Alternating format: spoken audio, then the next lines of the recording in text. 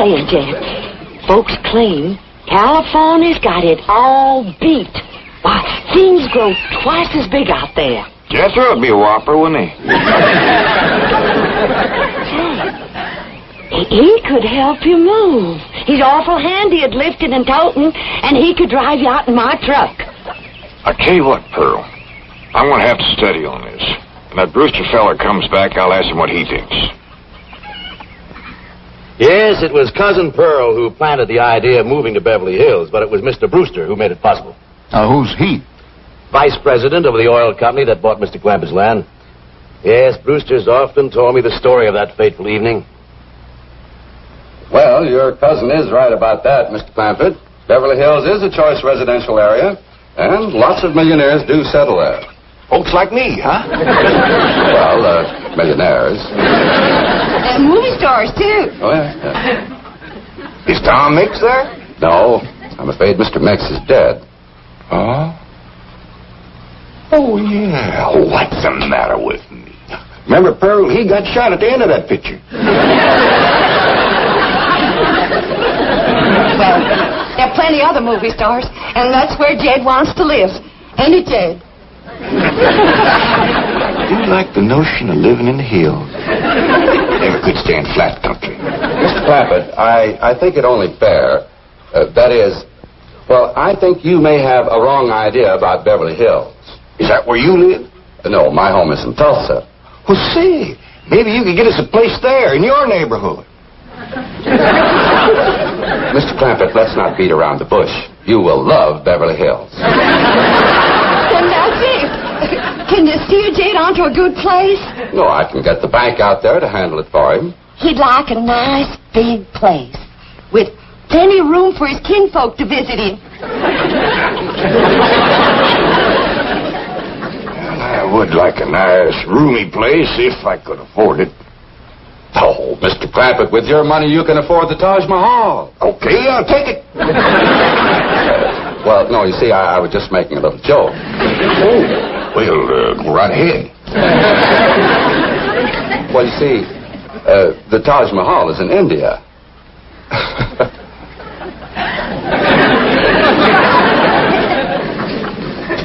Mr. Brewster, you're a nice fella, but I've heard better jokes. Is the foreigner staying for supper? I'm ashamed to say I ain't asked him. How about it? Oh, I don't think so. Oh, no trouble. What you cooking tonight, Granny? Mustard greens and possum innards. Did you hear that, Mr. Brewster? Very clearly. Change your mind? Not this time. Well, if you should happen to come back tomorrow, we'll be having leftovers. That's the thing about possum innards. He's just as good the second day. What a family. So, anyway, they packed up and came to Beverly Hills. Well, it wasn't quite that simple. Mr. Clampett had his problems. With $25 million, he had problems? Ah, yes. The first one was his daughter. She didn't want to leave her friends. Friends? And I thought they lived in a completely unpopulated area. They did. Her friends were not the kind you and I have.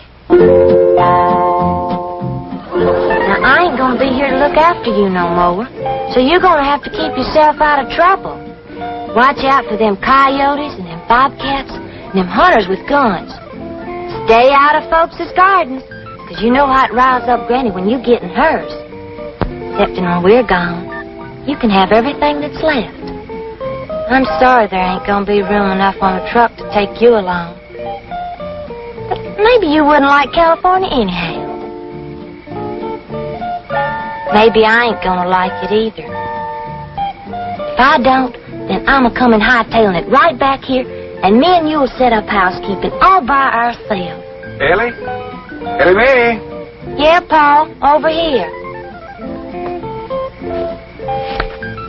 You feeling all right, Ellie? You didn't eat your supper. Sure, Paul.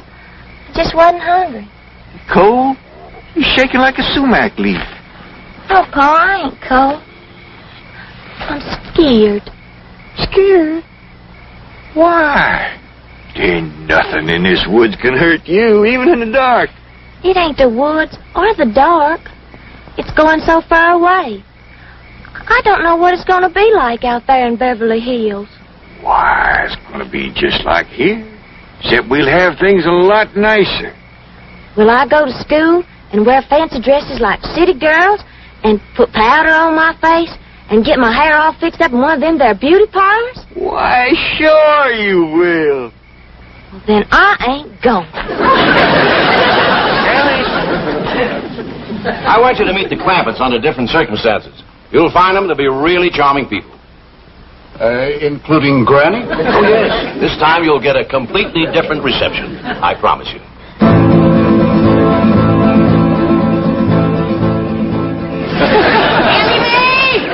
You sound the alarm if you see that revenue man coming. I will, Granny. I'll blast him before he gets through that gate.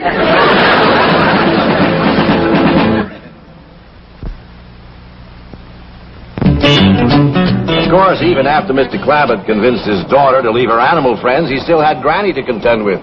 I guess she didn't like the notion of being uprooted. That's putting it mildly. The way he tells it, she just downright refused to budge. Kelly, if old Duke sits there with you, there ain't going to be room for Granny. Oh, that's all right, Paul. Granny ain't gone. Who says she ain't? She says she ain't. That's right, Uncle Jed. She's just sitting on the back porch in her rocker, and she says that's as close to California as you're going to get her. We'll see about that. Dang if I ain't got me the muleyest women. First it's Ellie, now it's Granny. We ain't never going to get there. Now, what's all this nonsense about you ain't going to California? Ain't no nonsense to it.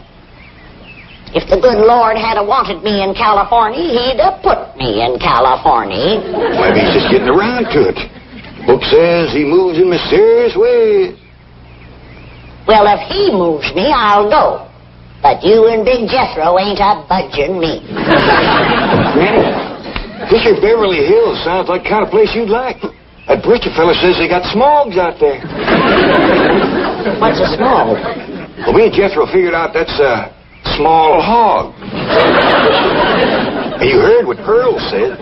He ain't got no snow out there. You could run your still the year round. Runs the year round here. Yeah, but walking down through the snow to the still always makes you feel so miserable. I might feel miserable walking down, but the way I feels coming back makes up for it. We've been planning and talking about this trip for days. You never said you wouldn't go. Never said I wouldn't either. But that Brewster feller has bought us a house in them Beverly Hills. He sent our $25 million to the bank out there. Well, you just chase on out after it. I'm staying right here.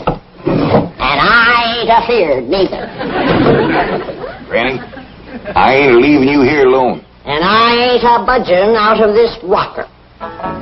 Let her roll, Jethro.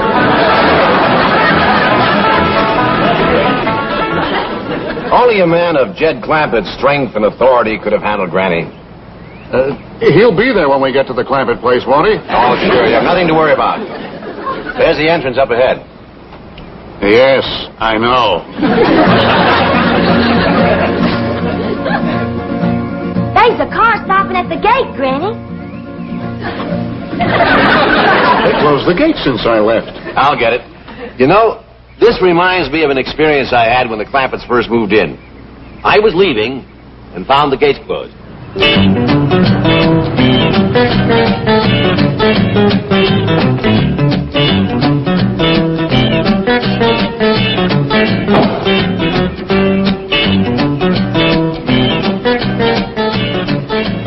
Hello. Hello. Mr. Clampett, can you hear me? Yeah, I can hear you. Good, good. I need your help. Sounds like you're inside the wall. I am. Would you let me out, please?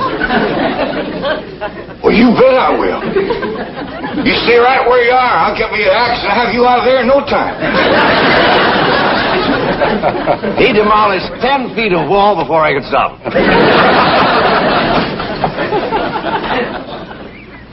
Granny, Mr. Drysdale's opening the gate. Good. He's leading that revenuer right into a trap. trap.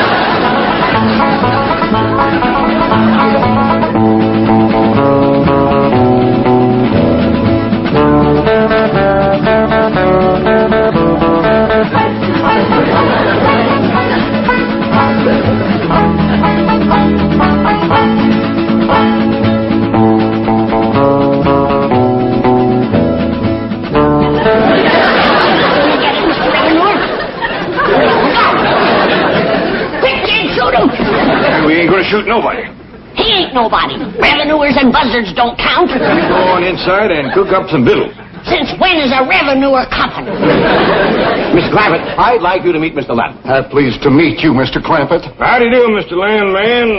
Since you're a friend of Mr. Drysdale's here, I reckon you're welcome. But as you can see, we don't cotton to revenuers. I'm not a revenuer, Mr. Clampett. I guess back in the hills where you come from, I'd be a tax collector. Back in the hills where I come from, you'd be a lot younger.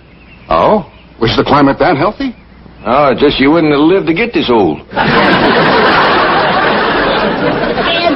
is the revenuer staying to supper? He ain't no revenuer. Well, is the foreigner staying to supper? How about it, Mr. Landman? You too, Mr. Drysdale. You're not by any chance cooking mustard greens and possum innards, are you? Not tonight. Oh, we had them last night. I'll stay. Me too. Tonight we is having leftovers. That's the thing about possum innards. It's just as good the second day.